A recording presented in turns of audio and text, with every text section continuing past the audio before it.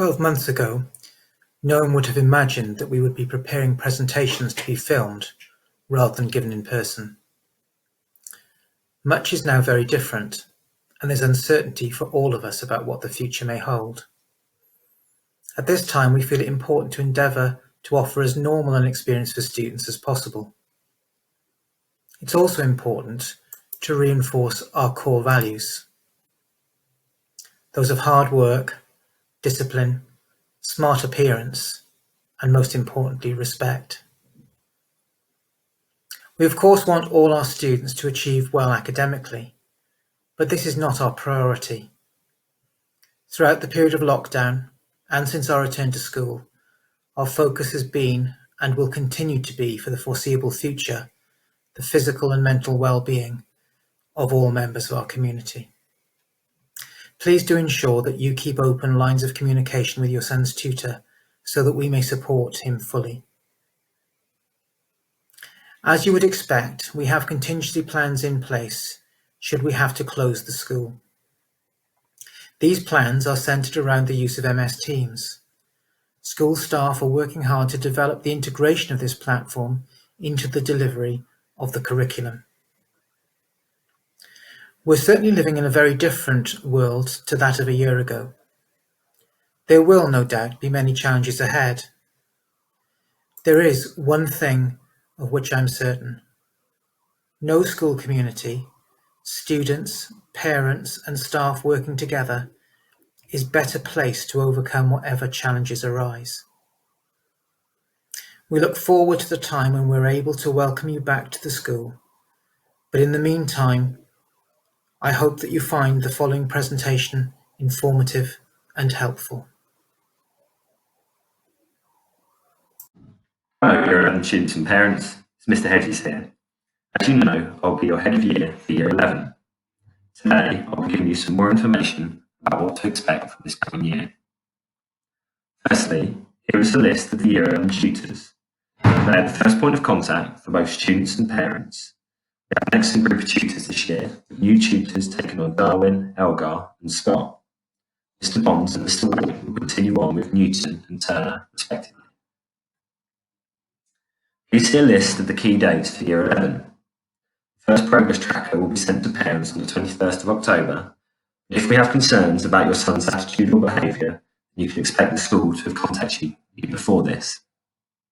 Please also note the date of the Year 11 mock exams.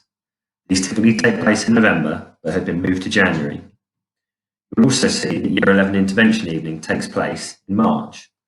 This is an excellent opportunity for teachers to meet students and parents in a run-up to the GCSEs. At the moment, it's planned that the last day of Year 11 teaching will take place on the 7th of May to allow a period of study leave. At this moment, we do not have a date for the GCSE results day, and we will let you know this as soon as we do. Many of you may be asking yourself this question: how will my son catch up? Over the enforced lockdown, all subject departments have updated their schemes of learning to ensure they have sufficient time to recap prior learning from Year 9 and the first half of Year 10. We are in an advantageous position in the fact that we are studying 3-year GCSEs. This gives more leeway to complete the course in adequate time than if the boys are on a 2-year course of study. To enable teachers to see what gaps students have in their knowledge, all students will be set assessments within the first half term. These are not designed to catch the boys out, but they will allow teachers to adjust some of their methods if there are clearly common areas of weakness. In addition, as the year goes on, intervention sessions will be made available. These will be in the form of subject-specific intervention, library club, and Year 11 study club, which will be open to all students at lunchtime. As previously mentioned, mock exams have been moved back to January. This will allow an extra 2 months of teaching time. It's vitally important that all students recognise the importance of these exams and take them seriously. Historically, mock exams have always been a reliable indicator of a student's likely performance at GCSE, and they took on particular importance last year as they are a key piece of evidence for teachers when deciding a student's centre-assessed grade. All students will be supported in creating a revision timetable by their tutors, and they need to make sure that they follow this.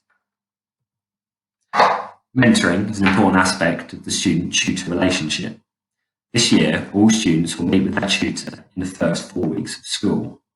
This will give students a chance to discuss any concerns they have and to set appropriate targets for the future. This is likely to include specific targets for the mock exams. Some parents may be wondering if their son can drop a subject. As a school, we want to ensure that we are offering a broad and balanced curriculum. We are looking at the vast majority of students completing a full complement of 11 GCSEs. There will be specific cases where a student will greatly benefit from taking one less subject, and these students will be picked up as we monitor the performance of the year group. When this is the case, the school will work in consultation with both the student and the parents to ensure the best possible outcome. However, it should be noted that the school has a limited capacity with regards to how many students can drop a subject. There are timetabling constraints which have to be considered.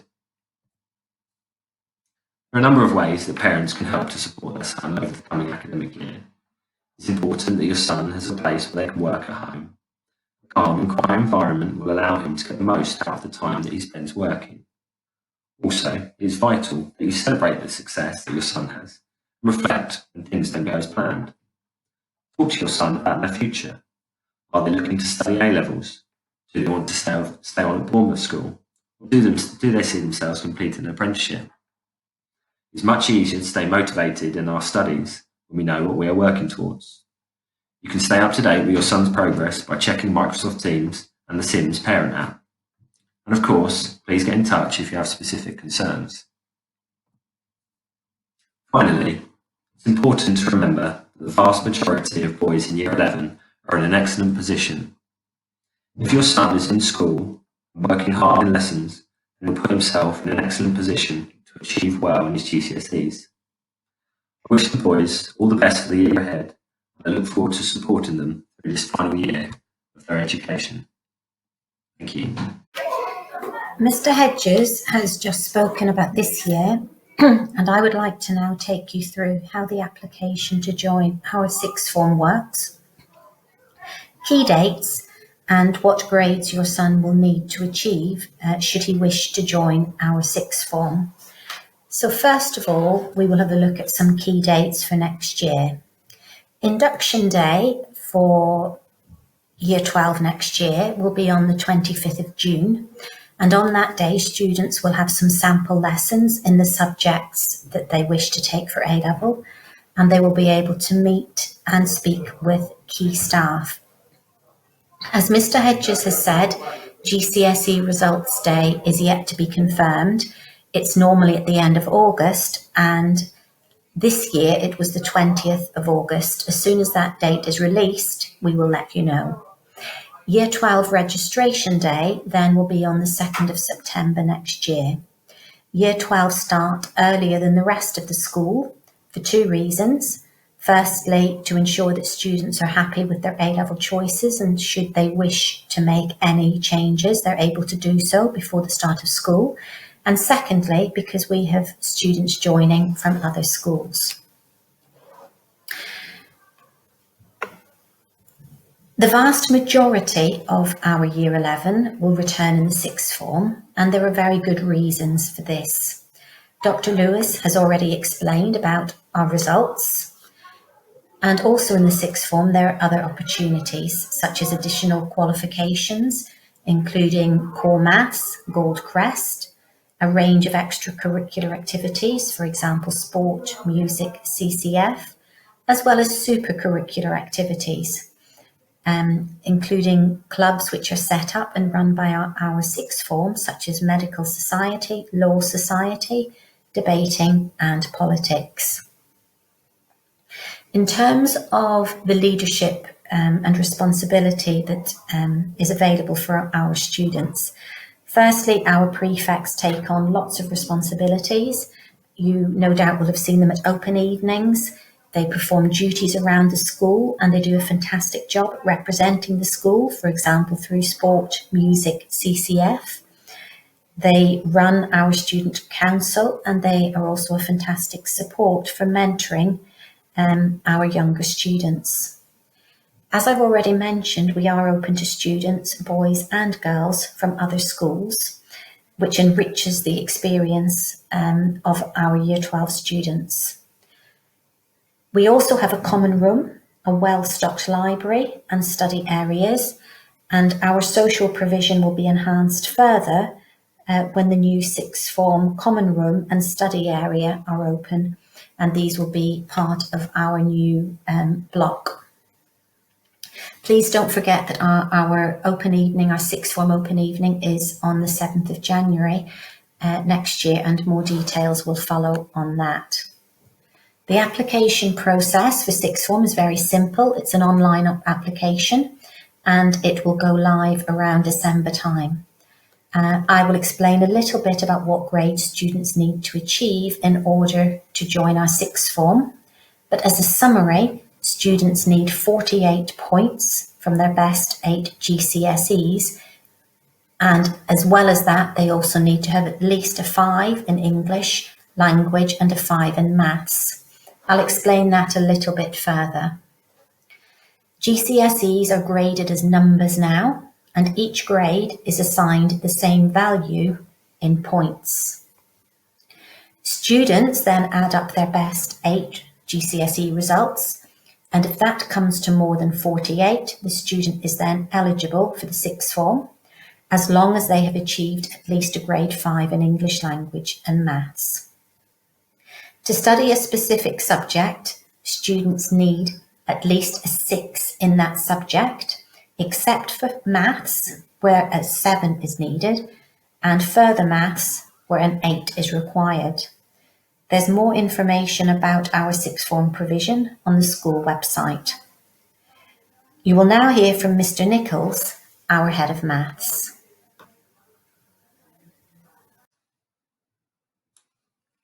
Good evening, everyone. My name is Mr. Stroud. I'm the head of English, and I will be talking to you about the English language and the English literature GCSE course and what your son can expect across this year. So first of all, let's look at what the courses entail. So for English language, it's a 100% exam.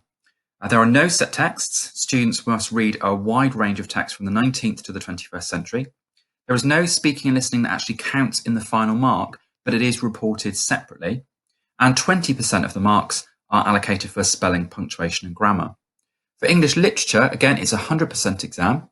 The focus is on classic literature and whole texts, and it must include things like Shakespeare, 19th century novel, poetry, which includes the Romantics, and drama post-1914. There's also a requirement for unseen text and comparison, and all exams are closed book, which means they must remember those quotations, the plot, and so on. 5% of marks are allocated for spelling, punctuation and grammar. So let's have a quick update then on the way that COVID has affected these courses. You may have heard in the news that Ofqual, the government organisation, have made an announcement about English literature, and they have decided that because most students study English language and literature and the amount of content on these two courses, they are providing an element of optionality when it comes to this course. However, we don't yet know what the revised exams will look like for AQA, which is the exam board that we are using. So we are still waiting for that update, and then when we have that, we will make decisions about which elements of the course we won't be continuing with. Until that point, we will be continuing to teach all of the literature course, and we anticipate we will drop one unit, but that will be confirmed, and only at that point should the students stop studying a particular aspect. In addition, there is also a small change for the language course, and that's that the NEA, or the Speaking and Listening Assessment, will be assessed more informally in lessons than has been in the past, and there isn't the requirement for them to be recorded in the way that they have been previously. So let's remind ourselves then what the English language courses look like and what the two exams look like. So there are two different exams, Paper 1 and Paper 2. Paper 1 is about fiction, and Paper 2 is about non-fiction. They'll be given an unseen passage in Paper 1, and there are 4 reading-based questions, and the number of marks available goes up as they go through that paper. And then the other half of the paper is a writing test, and again, there is 1 question, 1 task, which is worth 50% of the marks. For Paper 2, the paper is structured in a very similar way, but for this one, there are 2 texts that they will be given. Again, both of them will be non-fiction. 4 reading-based questions, and the marks go up. And then the second half of the paper, again, is a writing-based question, which is worth half the marks for the paper. For English literature, as you can see, there are those 5 different elements across the 2 courses. So we've got Shakespeare, and we study Macbeth. We've got the 19th century novel, and we study The Strange Case of Dr. Jekyll and Mr. Hyde. And then in paper 2, we've got that modern prose or drama, and we study the novel Lord of the Flies. Then you've got the poetry anthology, Power and Conflict, and then an unseen poetry element. Now, as I suggested, one element of this is likely to be dropped by AQA, but we don't know what that will be yet, and therefore we will wait on that decision. On this slide, you can see what the students will be studying in lessons week by week. So in the first column, you can see they'll be doing paper 2 revision in the first 2 weeks of term, followed by Jekyll and Hyde, and then Macbeth, and so on. In the next column, you can see the important assessments that they will be doing in class or at home. And in the final column, you can see the homework tasks that they will be set. You can also see from this slide that there are some important mocks that the students will be doing, and one of those is coming up quite soon. In the second week of term, they will be set a mock for homework, and they will have 2 weeks at home to do that. So this is not a mock under exam conditions, it's a past paper, and they're encouraged to do the very best that they can in order to get that feedback from their teacher. Around November, we will have our first proper mocks in class, which will be done under exam conditions, and that'll be testing paper 1 for language and paper 1 for literature. After Christmas, we will then carry on in the same way. And again, you can see we've got the whole school mocks in January. And at this point, the other papers will be studied. So paper 2 for language and paper 2 for literature. And again, you can see the importance of homework as we go through the rest of that year. That takes us to the summer term, which obviously is very close to the exam. Again, there is a discussion about whether or not the exams may be delayed. And if there is, we will obviously update this course plan. So these are some really important dates for your son going through this year for English. And these are those crucial mock dates.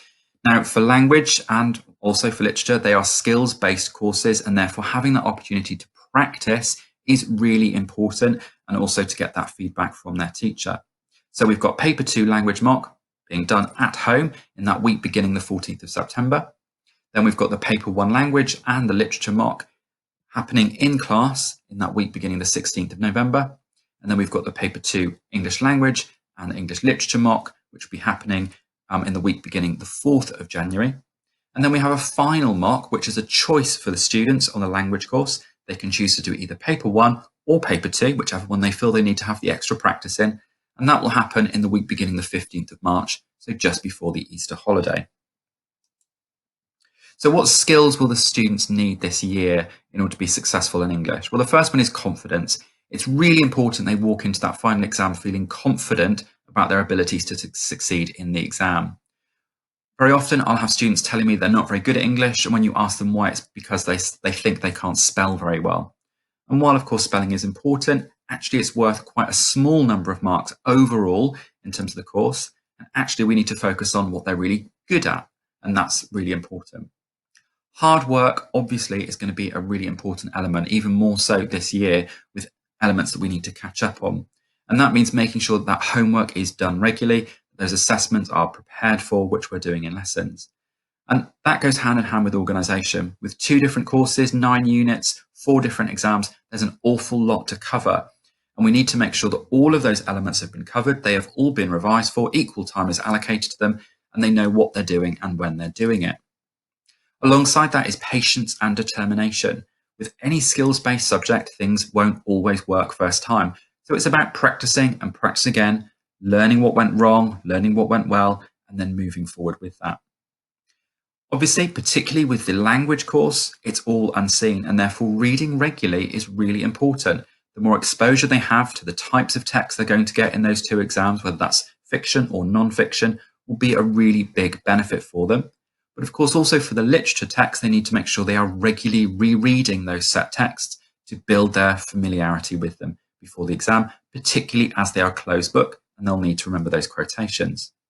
And then finally, communication, talking to their English teacher, if necessary, talking to me, to make sure they understand what they have to do, when they have to do it, and what they need to do to be successful. So as I've mentioned, homework is really important. All students will have homework every week, and those homework tasks will be particularly important as they prepare for both the mocks and the units of study this year. Homework will be either a revision quiz or an exam-style assessment, or at times it may be a combination of the two. So a quiz, and then at the end of that, there'll be a written question that they need to answer. After each unit of work, they will have a practice exam assessment, again, which they will get feedback from their teacher. And there may be additional personalised homeworks if your son is finding a particular area difficult and needs that extra support. Time will be given in lessons to go through homework and to assure that students understand their feedback and their targets and that they can move forward from that, particularly after any mock period. And all work throughout the year will be marked using the exam board mark schemes. Now, that does not necessarily mean they'll be given a grade or a number, but we are using those mark schemes and using the skills appropriate from that to support them. All homework is going to be set through Teams, so they need to be really familiar with how Teams works. They should have access to their homework with all the resources they need to support them. PowerPoints and worksheets from the lessons, for example, will be saved on there, so they can go back and revise the lessons and really support them with their independent work. And of course, that will be even more important during study leave when they're doing their more independent revision. Revision guides and additional resources are also available through Teams, and more will be added as we go through the course of this year. Now, very regularly I hear this phrase, but you can't revise for English. Now, of course, this isn't true. You absolutely can revise for English. It is a skills-based subject, so the revision might look different than it would be in other subjects, but actually it's all about doing things, about being active and practicing those skills that you've been learning. So read the text, revise the objectives and what they mean, do practice questions or even full papers. Break down the question, so rather than doing a full answer, you might just write, for example, a PEA paragraph instead of that full essay. Give them the opportunity to read non-fiction texts. So you could buy, for example, a broadsheet Sunday newspaper. Read articles with them and discuss the objectives or the sorts of questions that they might be asked in the exam. Ensure they complete those short exam homework tasks, which are so important in making the progress towards those marks. And a small amount of revision once a day is much better than hours spent on just one day of the week. And when it comes to writing, there are also lots and lots of short tasks that the students can do. So, for example, rather than writing a full 45-minute answer, they might just focus on their openings. So writing a persuasive opening to a letter or a brochure or a leaflet, for example, which could just be a sentence or two, can be really, really important. Maybe they just write 2 paragraphs on a chosen topic and focus on the way those 2 paragraphs connect. Maybe they're focusing on the topic sentences of those. Maybe they're practicing a range of different sentences that use different rhetorical techniques. Maybe they go through all of their books and try to spot common spelling mistakes and then really focus on learning how to spell those particular words, which they know they get wrong regularly. It might be that they read an article and try to spot as many features in there as they can. Maybe they're looking at the language that's used in a headline. These are all the sorts of short little tasks that don't take very long at all, but actually provide really good revision for students completing those writing tasks. And don't forget, the writing tasks account for 50% of that final GCSE mark. So finally from me then, revision guides. There are a huge number of revision guides on the market, and most of them are very, very good. These are the ones which we have recommended through school. We have sold them in previous years. We probably will sell them again this year. They are all available through common outlets like Amazon and so on. So do have a go at looking at those if you want to. You will find there are 2 different types of common revision guides. One is a workbook and one is just a normal revision guide. Actually, the workbooks tend to be slightly better if your son finds revision difficult, because it will give them those specific tasks they have to do rather than just passively reading through a revision guide. Okay, that's it from me. If you do have any questions about today's presentation or anything else about English across this year, please do contact me. My email address is nstroud@bournemouth-school.org, or for students, they can contact me directly through Teams. My name is Mr. Nichols and I'm here to talk to you about the Year 11 Maths and the GCSEs that your sons will sit next summer. I will also briefly go through a few additional resources that the boys can make use of to aid their preparation outside of school. Next summer, the boys will sit with the Edexcel exam board. There will be 3 papers, 1 non-calculator and 2 calculator papers. While all content can be examined in any paper, Some topics lend themselves more to either non-calculator or calculator papers. Therefore, they should be prepared through their exam practice beforehand, and they will have a good idea what's going to be coming up in each paper. The expectations for the year ahead are the same as they always are, to achieve the very best that they can achieve. This will require full commitment from staff and students throughout the year, both in class and outside of class. When allowed, additional clinics will be taking place, and students should try to make full use of this. Behaviour and focus in class is obviously, and as always, very important. All homework must be completed on time and to the highest possible standard. Homework will be approximately 75 minutes per week. Each week, starting from the 21st of September, there will be a weekly year-wide homework which uses past exam questions to review an entire topic from the Maths GCSE.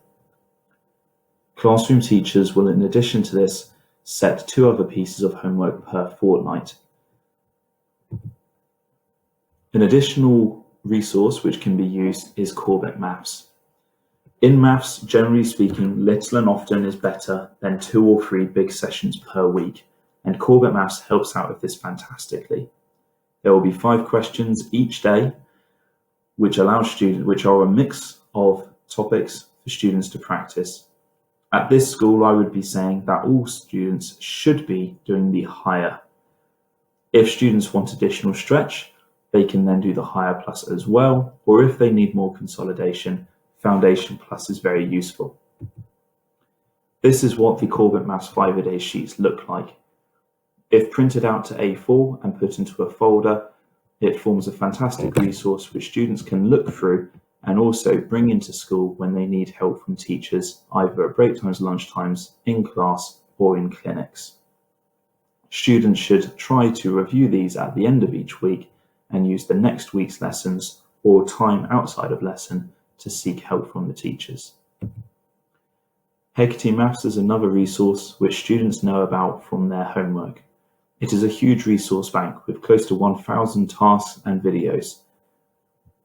Students can use this to search for specific things which they need some additional help on, with the videos being fully animated with voiceover. In addition to the videos and the quizzes, there is also memory, which will have a mixture of random questions based upon tasks which students have done in the past. This helps them to recall. The other fantastic thing here is Fix Up 5, which will deliberately target topics which students have been weaker on in the past. The third resource which I would recommend using, and some students will already know about, is Maths Genie. This separates topics in maths by grade and topic. It has videos, it will have past exam questions, and it has the solutions. So when students have identified a particular topic which they need to do some additional work on, this is a fantastic place to go to. Pearson, who own Edexcel, produced some fantastic revision books. We will be making these available on WisePay later on in the term, but if you wanted to go and get them, I would recommend the trio of the workbook, the guidebook, and Past Papers Plus. They have some additional resources, but these ones seem to be the best. Thank you for listening. If you would like any additional information or have any queries, please do not hesitate to email me at jnichols@bournemouth-school.org. Thank you for your time. Hello, my name is Mrs. Issott and I will be explaining the science provision. AQA is the chosen exam board for all 3 science subjects, and each student will achieve 3 GCSEs, with a grade awarded for each science separately.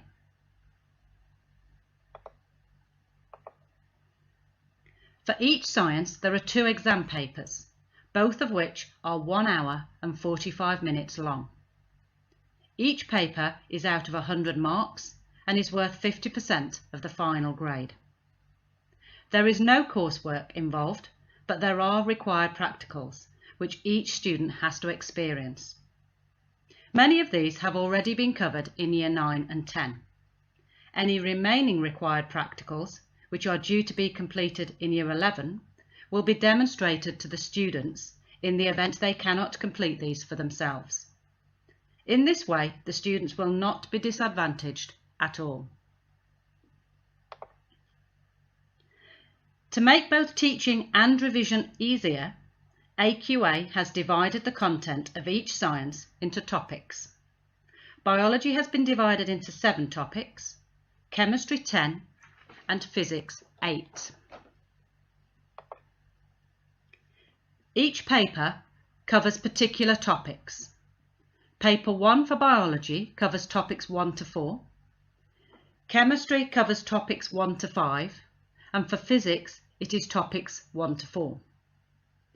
Paper 2 then covers topics 5 to 7 for biology, 6 to 10 for chemistry, and topics 5 to 8 for physics. This makes preparing for each paper a little easier, as the students know which topics will be tested. However, the basic fundamental concepts and principles from Paper 1 for each science can be covered in Paper 2, but not for many marks. Each student was provided with a textbook for each of the sciences back in Year 9. These are an excellent resource, and each book is very clearly divided into the separate topics to help the students revise. Each student also has access to Dynamic Learning, which is an electronic resource providing information and revision aids for each of the topics for each of the sciences. This slide reminds you how to log on to Dynamic Learning. If you have any issues with this, please see Mr. Hampshire. There will be one mock exam for each science. The students will be told which topics will be in the mock in September, so as they can prepare accordingly. The following additional resources are available to the students via the school website: AQA specification, math skills required for science, AQA GCSE command words, AQA subject-specific vocabulary, sample papers and past papers when they become available. Closer to the exams, we hope to be running lunchtime clinics to provide added support and revision for those who would like some. Many different revision guides are also available. Please speak to your teacher for further guidance.